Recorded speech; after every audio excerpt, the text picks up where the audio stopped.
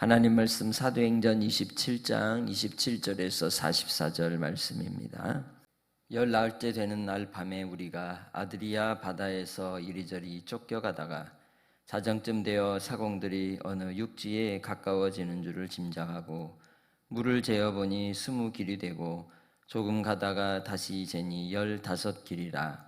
암초에 걸릴까 하여 고물로 다 넷을 내리고 날이 새기를 고대하니라. 사공들이 도망하고자 하여 이물에서 닻을 내리는 채 하고 거룻배를 바다에 내려놓거늘 바울이 백부장과 군인들에게 이르되 이 사람들이 배에 있지 아니하면 너희가 구원을 얻지 못하리라 하니, 이에 군사들이 거룻줄을 끊어 떼어 버리니라. 날이 새어가매 바울이 여러 사람에게 음식 먹기를 권하여 이르되 너희가 기다리고 기다리며 먹지 못하고 줄인 지가 오늘까지 열 나흘인즉 음식 먹기를 권하노니 이것이 너희의 구원을 위하는 것이요 너희 중 머리카락 하나도 잃은 자가 없으리라 하고, 떡을 가져다가 모든 사람 앞에서 하나님께 축사하고 떼어 먹기를 시작하매 그들도 다 안심하고 받아 먹으니 배에 있는 우리의 수는 전부 276명이더라. 배부르게 먹고 밀을 바다에 버려 배를 가볍게 하였더니 날이 새매 어느 땅인지 알지 못하나 경사진 해안으로 된 항만이 눈에 띄거늘 배를 거기에 들여다 댈 수 있는가 의논한 후 닻을 끊어 바다에 버리는 동시에 키를 풀어 늦추고 돛을 달고 바람에 맞추어 해안을 향하여 들어가다가 두 물이 합하여 흐르는 곳을 만나 배를 걸매 이물은 부딪혀 움직일 수 없이 붙고 고물은 큰 물결에 깨어져 가니 군사들은 죄수가 헤엄쳐서 도망할까 하여 그들을 죽이는 것이 좋다 하였으나 백부장이 바울을 구원하려 하여 그들의 뜻을 막고 헤엄칠 줄 아는 사람들을 명하여 물에 뛰어내려 먼저 육지에 나가게 하고 그 남은 사람들은 널조각 혹은 배 물건에 의지하여 나가게 하니 마침내 사람들이 다 상륙하여 구조되니라. 아멘. 오늘도 하나님께서 우리에게 주시는 신실하심이 드라마틱하게 우리에게 이루어질 줄 믿습니다.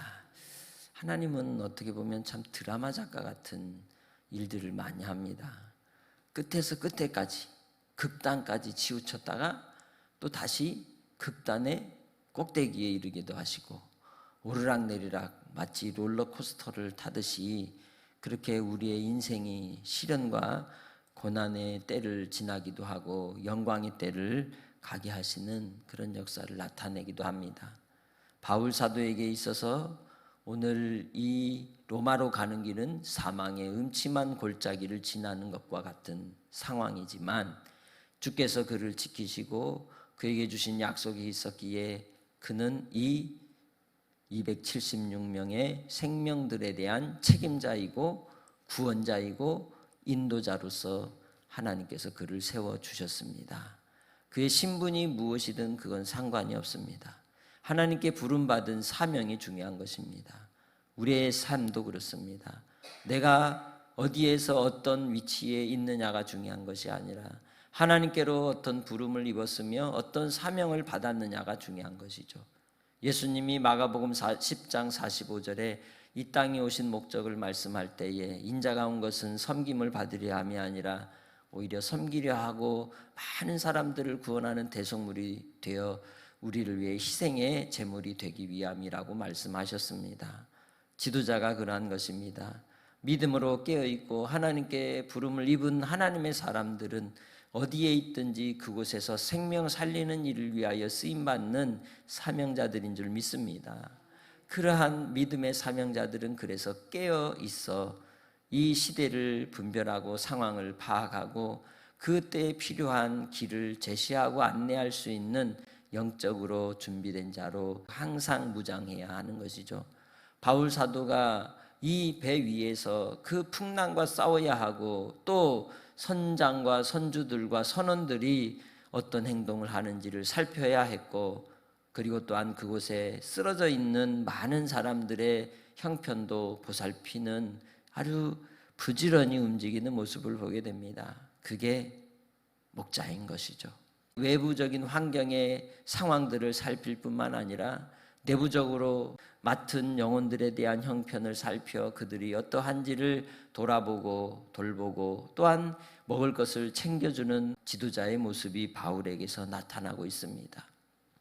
하나님께서 위기의 때에 참 하나님의 사람의 모습을 보여주십니다.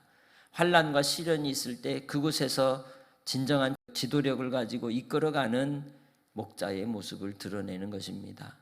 우리의 삶의 자리에서 하나님은 우리 믿음의 사람들을 통해 생명을 붙여주시고 맡겨주실 뿐만 아니라 그들을 살려 하나님의 구원의 역사를 이룬 일을 위해 쓰임받게 하시는 은혜를 허락하여 주실 줄 믿습니다.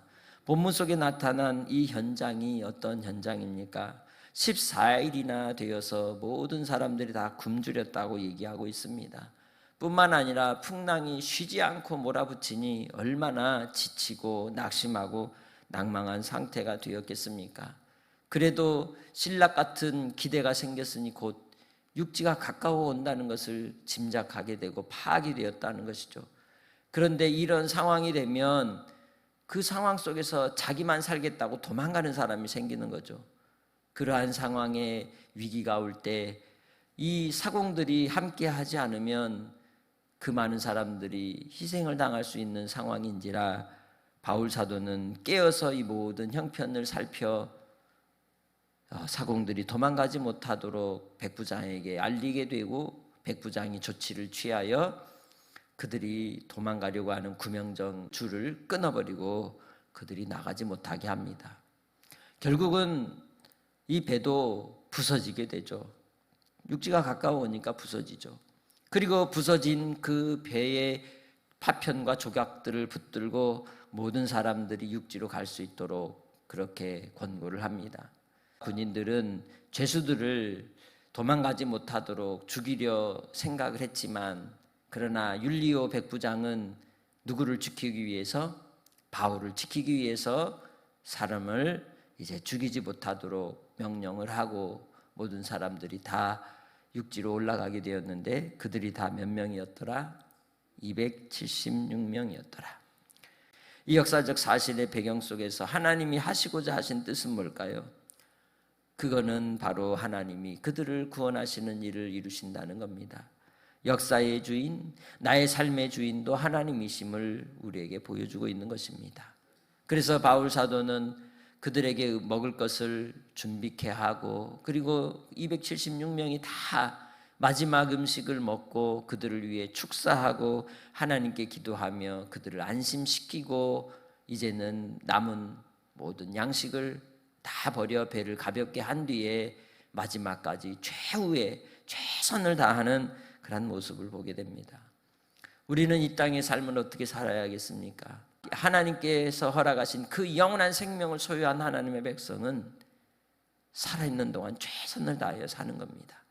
그것이 우리의 신앙의 삶이고 우리의 이 땅에 살아가는 삶의 가치이기 때문에 그렇습니다.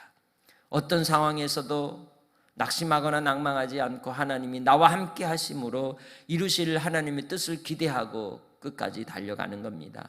그 결과가 좋든 좋지 않든 그러나 우리가 볼 때 좋은 것일 수도 있고 좋지 않은 것일 수도 있으나 하나님은 우리를 위하여 합력해서 선을 이루시는 분이시라는 걸 기억하시길 바랍니다. 그 안에서도 배가 부서지고 또 많은 사람들이 생명의 위협을 당하는 상황이 올린다 할지라도 바울 사도가 흔들리지 않습니다. 그리고 그들을 안심시킵니다. 위안을 줍니다.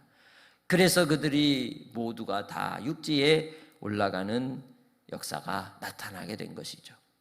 이 놀라운 일들을 통해 하나님은 바울 사도를 통하여 276명의 영혼이 주님께로 돌아오는 큰 은혜를 주시기 위함이었던 것인 줄 믿습니다. 나를 하나님께서 우리의 인생의 환난 속에 두신 이유가 무엇일까요?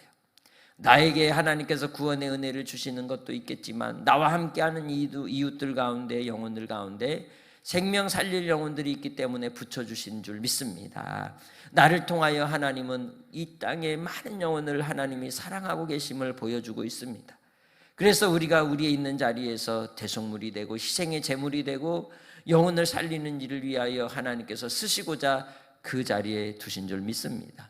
이 일을 위하여 하나님께서 나에게 주신 은혜와 은사를 따라서 최선을 다하여 신앙의 경주 속에 달려간다면 많은 영혼을 살리고 하늘의 별과 같이 빛나는 주의 백성이 될 줄 믿습니다. 그렇게 주님 안에서 오늘도 주님께서 우리에게 맡겨주시는 영혼들을 하나님이 붙여주셨음을 믿고 주님만을 의지하며 아름다운 믿음의 섬김과 부르심의 사명을 잘 감당하여 하나님께 영광 돌리는 한날이 되시길 주님의 이름으로 축복합니다. 사람들이 볼 때에 좋고 나쁨이 평가될 수도 있으나 우리는 하나님 안에서 우리의 모든 것이 판단이 되고 또한 하나님께서 인정하실 날이 올 수 있음을 기억하고 우리의 삶의 자리에서 하나님이 부르신 뜻을 분별하며 오늘도 기도할 때에 주님 나의 길을 인도하여 주옵소서. 주님 나를 통하여 하나님의 선하심을 이루고자 하신다면 로마서 8장 28절에 말씀하신 것처럼 하나님을 사랑하고 하나님을 사모하게 하셔서 하나님을 사랑하는 자에게 모든 것이 합력하여 선을 이루심을 나의 삶을 통해 보이시옵소서라고 오늘도 이 새벽에 구할 때 주께서 응답하시고 역사하여 주실 줄 믿습니다. 믿는 사람은 사망이 아닙니다. 절망이 아닙니다. 생명입니다. 소망입니다. 사랑입니다. 그리고 마지막엔 영광입니다.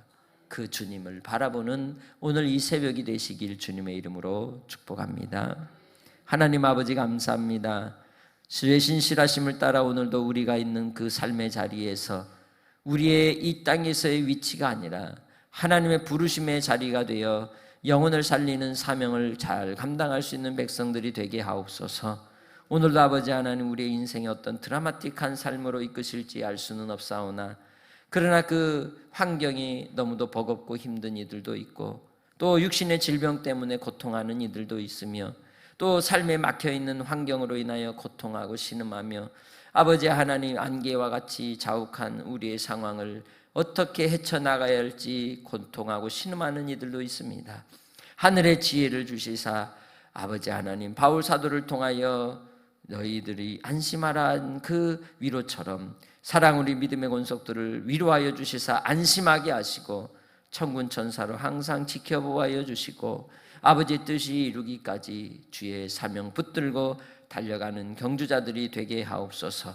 하나님이 우리와 함께 하시기에 이 땅의 삶이 살만한 가치가 있으며 보람이 있는 것을 우리는 믿습니다.